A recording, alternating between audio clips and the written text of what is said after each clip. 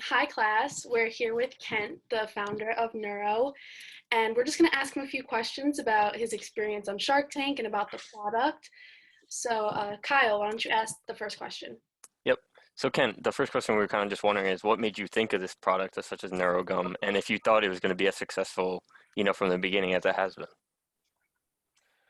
I think when you enter into any business venture, you're hyper optimistic that it's going to work. And then obviously, like anything, you run into roadblocks. The original founder story, I guess, for those who did watch the Shark Tank episode, is I used to train pretty seriously in martial arts. I flew to Japan to train with the Olympic team in judo out there. I used to fly to Thailand and fight out there as well, while studying neuroscience at UC San Diego. And during that time, I was mixing supplements in my own room as a means of, one, figuring out what works, because during that time, the supplements in the marketplace were extremely unregulated. I didn't know what was working and what wasn't. And I just wanted to have more control over what was affecting my body, especially when I was hyper in tune with it. With that being the case, it was the V1 of Neuro was the supplements I was mixing in my room, eventually becoming,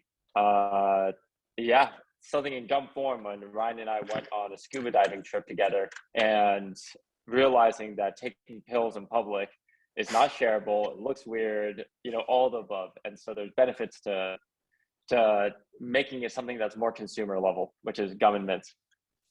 Oh yeah, it's a great idea. Yeah.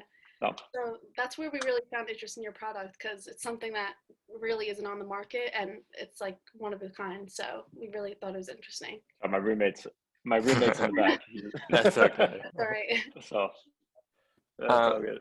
Yeah, we're also just wondering, as you're going through this process with this company, if there's anything you would kind of change, or maybe have realized you should have done this sooner than later. Every single day that you do business is it's really hard to say, right? Because I feel like there's certain things that definitely benefit me, and there's certain things that definitely didn't benefit us, but I don't even think of them as things that did benefit us, because you learn from your mistakes. And so there's certain situations where, whether it's partnerships that we should have gone into, partnerships we shouldn't have gone into, that we could talk about, but all those compound in a way where it's if this is something that it's okay to make one mistake. It's not okay to make two mistakes, let's say, and I think that's the way to best approach any situation. Nothing is wrong until it is a repeated pattern of wrong. Yeah. So I'm going to go into the next question. Tell us a little bit about your experience on Shark Tank, and did you enjoy the experience, and how did you get on the show? So they reached out to us really early on, because when we did launch our product, we were on a crowdfunding platform that we reached our goal in 3 days, in less than 3 days, and raised, I think, over $20,000 within that period. And because of that hype that came into play, we were on Dr. Oz, Time Magazine wrote about us, so on and so forth. And Shark Tank reached out to us maybe a year into the business. We thankfully didn't get chosen, but we were kind of in their roster of businesses that they wanted to reach out to. And during our rebranding, we had this opportunity because of minority opportunities that Shark Tank was trying to do. We sent in a pitch, thankfully got chosen, and the experience was nerve-wracking. We were in, they only show you 15 minutes or so of it, or 10 minutes, however long that segment is. But we were in there for over an hour. So you can imagine all the things we talked about. It was a wild experience. And it's nerve-wracking in the first 5 minutes, but since we're so used to talking about our business, so used to pitching to people, that it just felt like another investor meeting. And it was smooth flowing. And I think when you're confident enough, and you're in your business, one, and you're so practiced in what you're doing, knowing our product, knowing our financials, knowing everything, which is things you should know anyways if you're a business owner, it's just really digging into that and being honest about what you do and how you approach the reality of the situation. Yeah, that's really cool. Actually, I didn't know that it like takes so long and you really only see just It's wild. it. So that's really cool. Mhm. Is there anything that you regret like after the show, like if you would have made a deal or if you didn't? I mean, we got lowballed because they're sharks. We also, like, our good friend and investor is Apollo Ono, who's an 8-time Olympic medalist. And he did a whole segment on the show, but for some reason they cut it out. I wish they would have shown that. That's totally out of our control. Yeah. I mean, I think Ryan and I did a great job. Like, I like look back at that moment. Yeah, like there's no moments where I'm like, I should have said this or I shouldn't have said that. Like, that's good that you don't have any regrets. That's good. Yeah, or I just forgot about it. Yeah.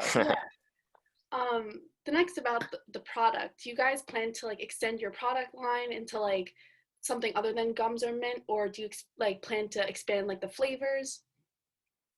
So there's ways of expanding that we always talk. We're always going to be gum and mints. But there's vertical expansion and then there's horizontal expansion. Mm-hmm. If vertical expansion is being within one category, like a gum, energy, and focus, and then expanding as many flavor profiles as possible. Horizontal is talking about functions. So if you have an energy and focus product, we have our Calm and Clarity that came out around the time Shark Tank launched. We have a health and vitality one, which is a multivitamin. We have a skin and hair one where you could chew gum and mint all day and it's beneficial to your skin and hair. And the way we try to look at it is like, if the idea of quick energy works, then why can't we put everything that's in your medicine cabinet and just make it a part of your daily life? All your essential needs that benefit you should be as simple as taking a piece of gum. And I find that really interesting because sometimes like I'll just forget to take my vitamins. Sometimes you're not home or whatever. It's like gum or mints, you could always just keep them in your bag. It's like, no matter what, you're always doing it. So that's really cool that you said that. So we have just one more question. We don't want to keep you too long, but what is some advice that you'd give to some students graduating and entering the business and entrepreneurial field? I get asked this a lot, and I feel like I get a different answer every single time.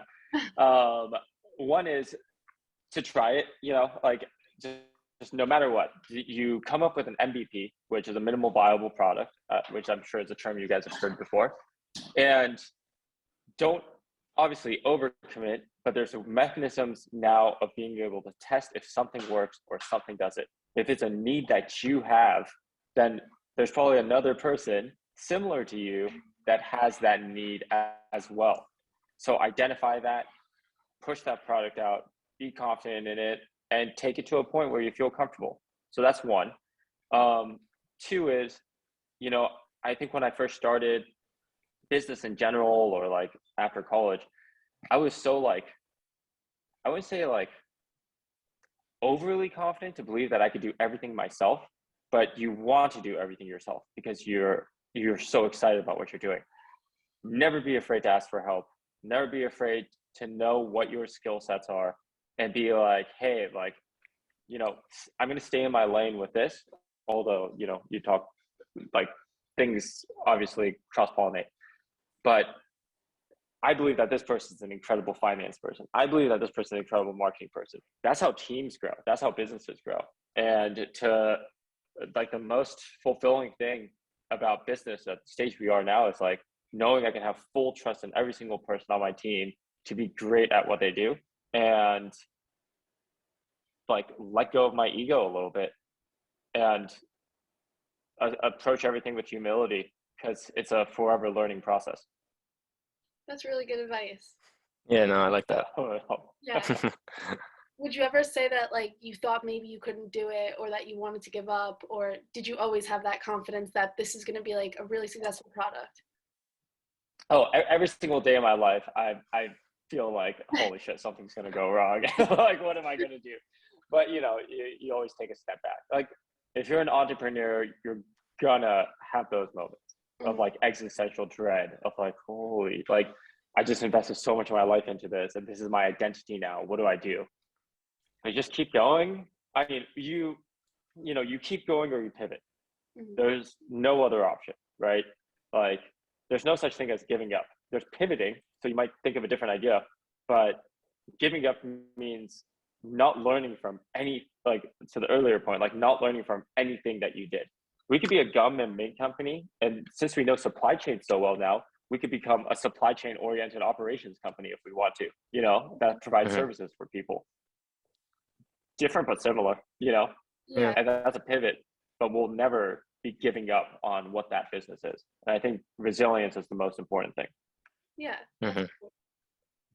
Kyle, do you have any more questions or? I was just curious, did you have previous experience in entrepreneurship, or is this like your first main one?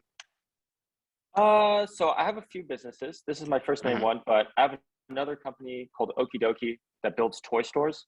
Or if you know, like streetwear brands, like we built the Fear of God 6 collection. We did P. Diddy's birthday party. Like, I creative directed Oh, and wow. like built that out. Oh, wow. So we have a business that does that. It kind of struggled during COVID, but and then I paint murals. Like I have like a music background.